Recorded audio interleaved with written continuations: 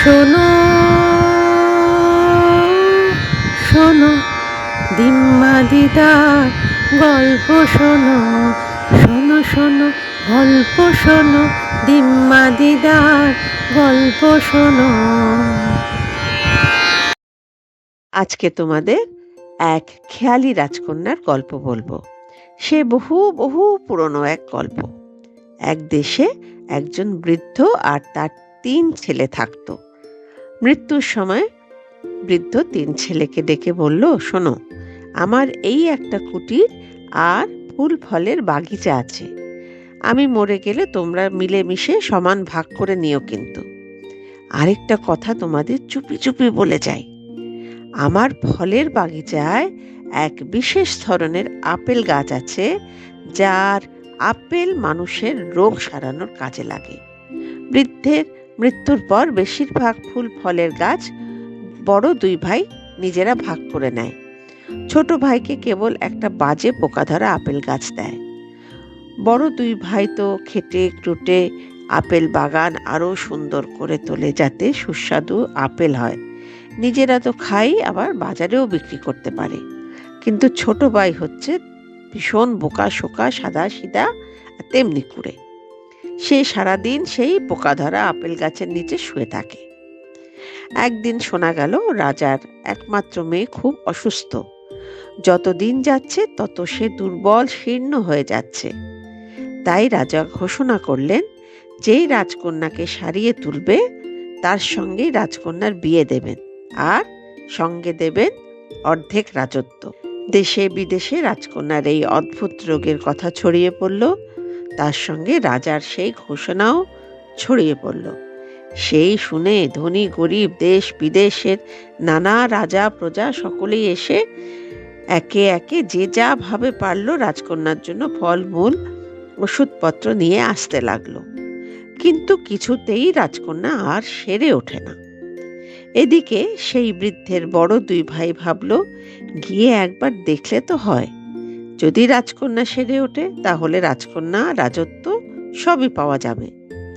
তাই একদিন বড় ভাই এক ঝুড়ি ভালো ভালো দেখে আপেল নিয়ে রাজপ্রাসাদের দিকে রওনা হলো। যেতে যেতে এক জঙ্গলে এক বুড়ি তার রাস্তা আটকে দাঁড়ালো। বুড়ি চোখ মুখ নাচিয়ে জিজ্ঞেস করলো, কি গো বাছা, ঝুড়িতে কি নিয়ে যাচ্ছ? এত হন্তদন্ত হয়েই বা কোথায় চললে?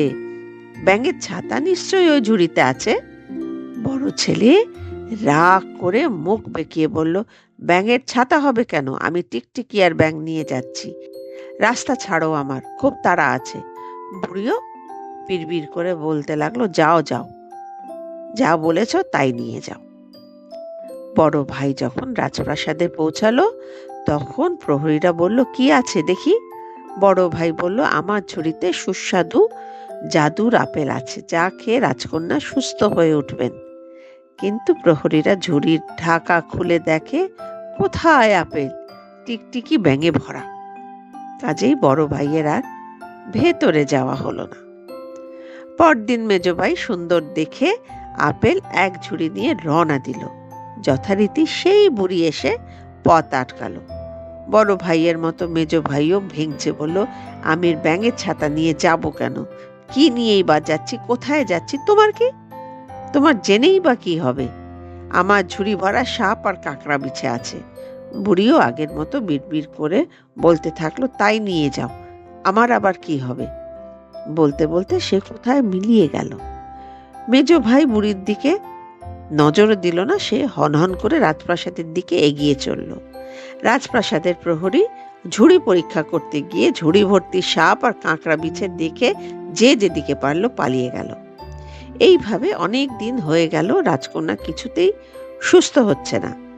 তাই দেখে ছোট ভাই তার আপেল গাছ থেকে কয়েকটা আপেল নিয়ে একটা কাপড়ের পুটলিতে বেঁধে রাজকন্যাকে খাওয়াতে চলল। জঙ্গলে সেই বুড়ির সঙ্গে দেখা হলো। বুড়িও খুব রেগেছিল। সে বলল, কি গো, পোটলায় সাপ ব্যাঙ কি নিয়ে যাচ্ছ?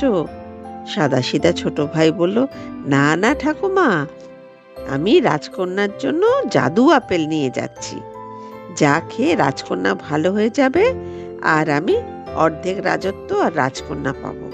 বুড়িও তখন হাসতে হাসতে বলল, যা বাছা, তাই নিয়ে যা। ছোট ভাই জঙ্গল পেরিয়ে একটি নদীর ধারে এসে পৌঁছালো। দেখলো একটি সোনালী বান মাছ নদীর ঢেউয়ের তীরে এসে জলের জন্য আকুপাকু করছে। ছোট ভাই দেখলো এভাবে তো মাছটা মরেই যাবে, তাই তাড়াতাড়ি মাছটাকে নদীতে ছেড়ে দিল। ও মা, মাছটা জলে গিয়েই কথা বলতে লাগলো, তুমি আমার প্রাণ বাঁচালে, একদিন আমি এর প্রতিদান দেব, দরকার হলেই আমার কথা স্মরণ করো। ছোট ভাই মাছটাকে আচ্ছা বলে বিদায় নিয়ে এগিয়ে গেল। হঠাৎ দেখে আকাশে একটা বুড়ো কাককে একদল মৌমাছি হুল ফুটিয়েই যাচ্ছে। কাকও তার ঠোঁট দিয়ে কয়েকটা মৌমাছিকে টুকরে টুকরে মেরে দিচ্ছে। ছোট ভাই দেখলো এ তো মহাযুদ্ধ লেগে গেছে, বন্ধ না করলে তো সবাই মরে যাবে। তাই মৌমাছি ও কাককে বুকে ধমকে বুঝিয়ে যুদ্ধ থামালো। ওরাও যাওয়ার সময় ছোট ভাইকে বলল, তোমায় অনেক ধন্যবাদ, এইভাবে যুদ্ধ করা উচিত নয়, তোমার যখনই প্রয়োজন হবে আমাদের স্মরণ করো, আমরা চলে আসব। অবশেষে ছোট ভাই রাজপ্রাসাদে পৌঁছালো। প্রহরীরা তো ওকে দাঁড়িয়েই দিচ্ছিল। একজন প্রহরীকে একটা আপেল দিয়ে বলল, খেয়ে দেখো, দেখো আমি ঠিক আপেলই এনেছি। প্রহরীর সেই আপেল খেয়ে প্রাণ জুড়িয়ে গেল, এত ভালো আপেলটা। তখন সেই আপেল নিয়ে ছোট ভাই রাজপ্রাসাদের ভেতরে একদম রাজকন্যার ঘরে চলে গেল। রাজকন্যা একটু একটু করে আপেল খায় আর একটু একটু করে সুস্থ হয়ে ওঠেন। তাই দেখে আনন্দে রাজা রানীর দু চোখে জল ভরে এলো। রাজকন্যাকে বলল, শোন মা, আমরা ঘোষণা করেছিলাম যে তোকে সুস্থ করে তুলবে তার সঙ্গে তোর বিয়ে দেব আর তাকে অর্ধেক রাজত্ব দেব। রাজকন্যা ছিল ভয়ঙ্করী অহংকারী। সে খুব রেগে গেল, বলল, এমন বিচ্ছিরি ভিখিরি ছেলের সঙ্গে আমি মোটেই বিয়ে করব না। কেমন দেখছো না ক্যাবলা, কোনো বিপদে যদি আমি পড়ি তাহলে কি ও আমাকে বাঁচাতে পারবে? এরকম একটা ক্যাবলা ছেলে, কোনো বুদ্ধি নেই মাথায়।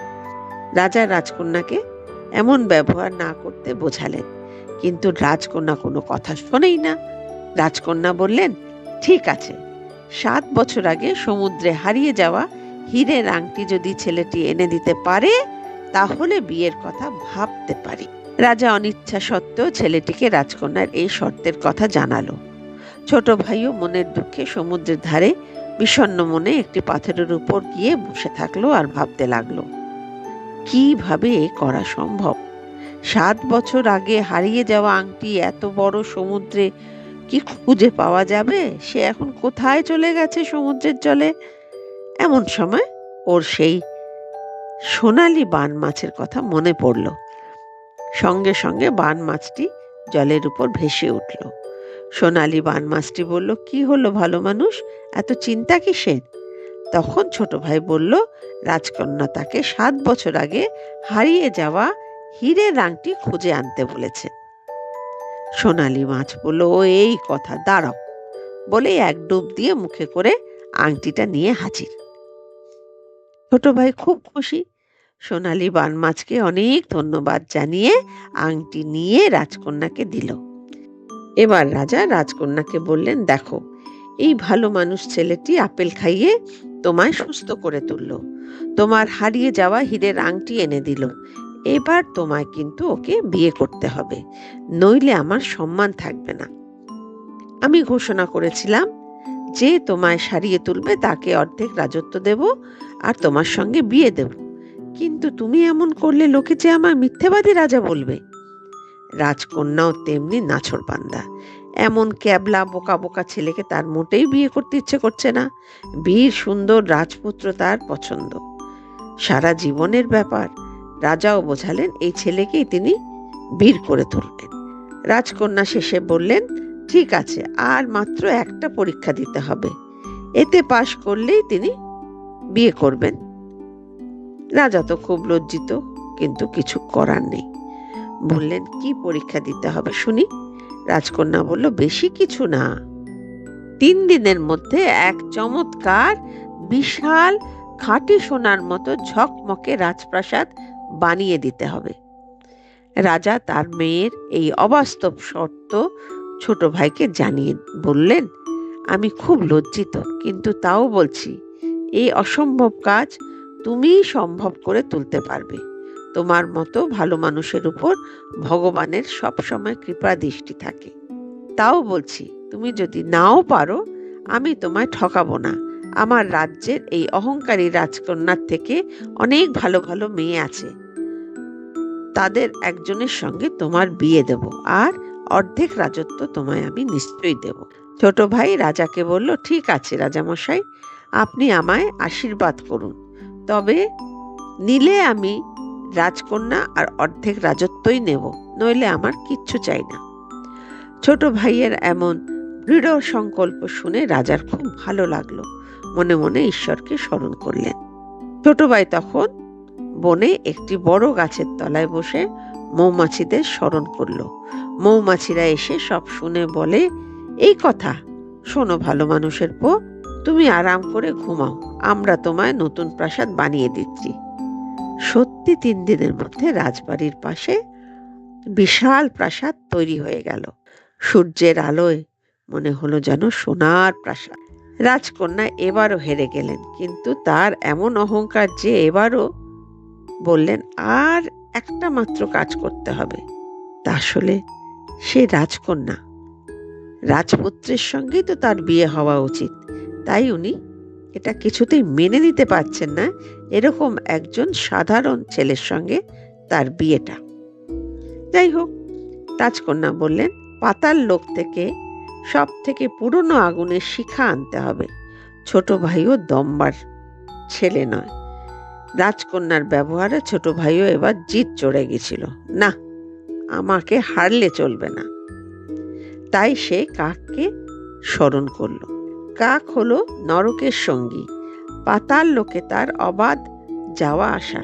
তাই ছোট ভাই আগুনের শিখার কথা বলতেই কাক এক দৌড়ে পাতাল থেকে পুরনো আগুন শিখা এনে দিল। সেই আগুনের শলাকা নিয়ে ছোট ভাই রাজকন্যার প্রাসাদে এলো।